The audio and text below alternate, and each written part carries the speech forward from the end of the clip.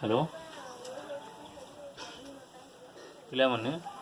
मो YouTube channel math learn easier को आपण माने सब्सक्राइब करंतु एवं लाइक करंतु। मो आगु को वीडियो छाड़ी तुमको मु अरिथमेटिक सीरीज रो अरिथमेटिक प्रोग्रेशन रो पार्ट 1 ने पढ़ी थी सीक्वेंस आउ प्रोग्रेशन विषय कही what is sequence what is progression. तो तुमको आज मु सीरीज क्या कह जाए से विषय पढ़ेबी। तुमको एपी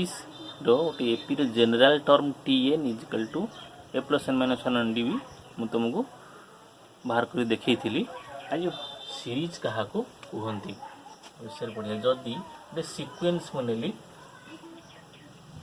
अनुक्रम गोटे मुझे लिखली A1 A2 A3 A4 up to AN ये गोटे है अनुक्रम। जदि मु एमानक मझिरे प्लस चिन्ह देदेवी ताने आपको गोटे कौन कहबी ना आपको गोटे मु कहबी सीरीज। एटा हेगला सीरीज है पिला माने। तो तुमको एपी सीरीज कौन जानी पारलो जिते जर्मन रो मैथमेटिशियन गॉस को तांको शिक्षक तांको पचारि थिले जे पिला माने 1 ठारू 100 पर्यंत गणन संख्या मानकर समष्टि मते बाहर करी देखाओ। तो सी ए ट्रिक रे बाहर करथिले कि सपोज नेले S N in summation of N terms माने एन टा टर्म रो जोग फल। फास्ट लिखिले 1 plus 2 plus 3 plus 4 plus up to 99 plus 100 है। तो तापर से एमती लिखिले से इक्वल टू रिवर्स रे लिखिले 100 plus 99 plus 98 plus 97 up to 2 plus 1 से एमती लिखिले। तापर कौन कले ना से दीटा सीरीज को मिसई देले। तो लेफ्ट साइड रे कौन है 2 SN इज इक्वल टू एटा केते हला पिला 101 ये भी सेमती केते हो 101 ये 601 601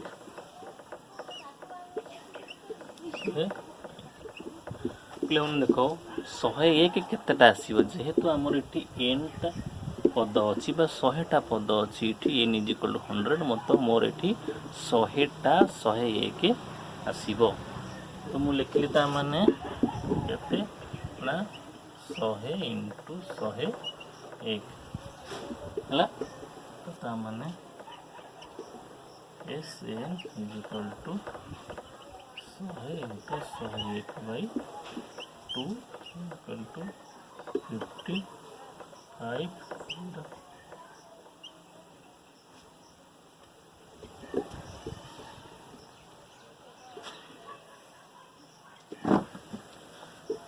ठीक अच्छी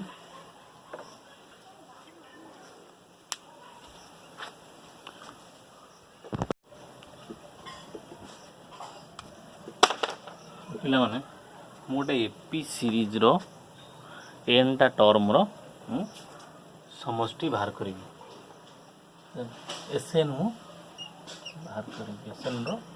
फॉर्मूला मु बाहर करी। सपोज मु लिखिली एसएन इज इक्वल टू केते ना t1 plus t2 plus t3 up to केते tn माइनस 1 प्लस tn अरे फॉर्मूला मु बाहर करी लिखिली SN इक्वल टू t1 मोर हला फर्स्ट पद ए सेकंड पद मोर केते हबो ना a प्लस d थर्ड पद केते हबो a प्लस 2d एमती लिखिली कौन लिखी एन टर्म हम केते ना मोर हबो एन टर्म हम A plus N minus 1 into D ना नहीं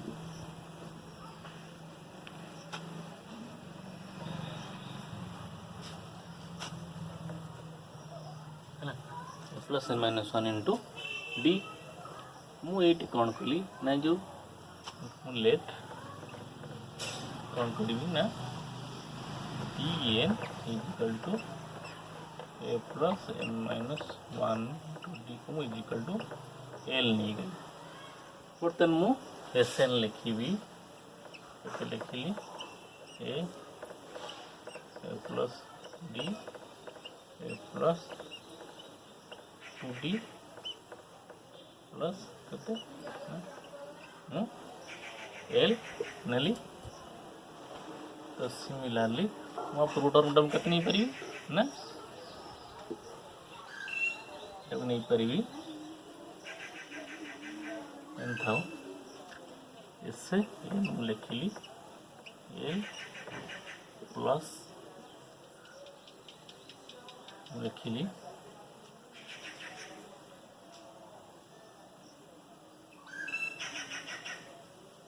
पूर्वोदय कौन हम ना एल माइनस डी पूर्वोदय के मोर एल माइनस डी है नहीं सेमती ठीक अच्छे मोर एल माइनस डी पूर्वोदय के हम ना एल माइनस 2d ना नहीं मुझे लिखिली plus L minus 2d plus कते ना मुझे लिखी ये लास्ट हम मोर कते ना ए यहाँ हम ए प्लस डी यहाँ हम ए प्लस 2 डी मोर ना नहीं बर्तमान आपको मिसे 2SN इक्वल टू डाला करते A plus L plus D plus D minus D cancel यहाँ भी ए प्लस एल सेमती यहाँ भी 2d माइनस 2d कटिज ए प्लस एल सेमती हम minus 2d plus 2d A plus L सेमती ए प्लस एल सेमती ए प्लस एल तार मोर केतटा ए प्लस एल हम ना केतटा पद अच्छी मोर एन टा पद अच्छी तो एन टा ए प्लस एल मुझे पाइबी तार माने N into A plus L include that SIN is equal to n by 2 into a plus l तो बर्तमान एल वैल्यू जो आम पुट करिया ये SIN equal to n by 2 bracket a plus L मोर के a plus n minus 1 into d a plus n minus 1 into d is equal to कते equal to n by 2 a 2a plus n minus 1 into d है formula for SN गोटे arithmetic progression में थिबा term मानकर एनटा term जोगफल